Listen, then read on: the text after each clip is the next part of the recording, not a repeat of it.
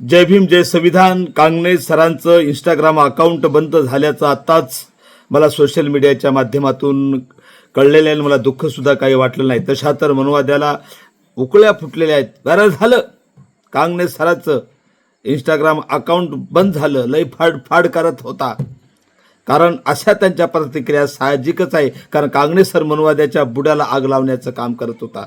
कारण मनुवाद्याच्या मतानुसार मनुस्मृती जेव्हा होती तेव्हा आमचं तोंड बंद करण्याचं काम मनुस्मृतीचा अध्याय 8 आणि श्लोक क्रमांक 270 ने केलं. एक जाती रे द्विजातीस तू वाचा दारुण्या क्षिपणू जीवाय प्रापण्या छंद जगण्य प्रभोहिस.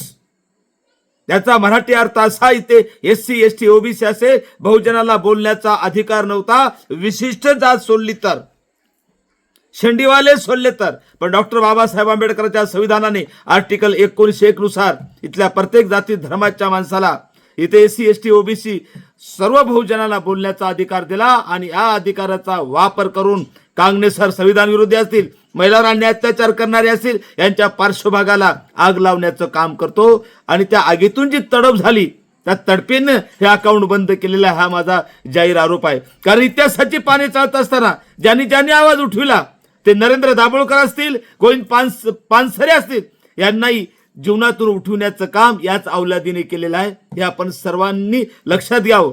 तरी पण कांगणे सरांनी जे माझे मित्र आहेत त्यांनी भिण्याचं काही कारण नाही.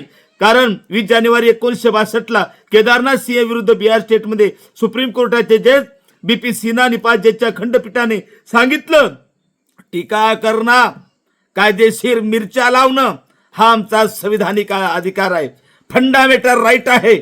आणि म्हणून इतिहासाची पाने चालत असताना कांगणे सर भियायची काही गरज नाही. इथं धंदा करणाऱ्या बाईला त्रास होत नाही, पतिवर्तेला त्रास होतो. तुम्ही पतिवर्ता आहात हे सिद्ध झालेलं आहे. पण शेवटी सत्यमय जयते, शेवटी सत्याचा विजय होणार आहे. म्हणून मी सर्व संविधानवादी आंबेडकर अनुयायी यांना विनंती करतो की अशा मास्तरच्या पाठीमागे आपण सगळ्यांनी राहण्याचं काम केलं पाहिजे. मी दादासाहेब शेळके, राष्ट्रीय अध्यक्ष भीम टायगर सेना, आम्ही सुद्धा आणि माझी भीम टायगर सेना सुद्धा कांगणे सरच्या पाठीमागे एवढा शब्द देतो, थांबतो. जय भीम जय संविधान.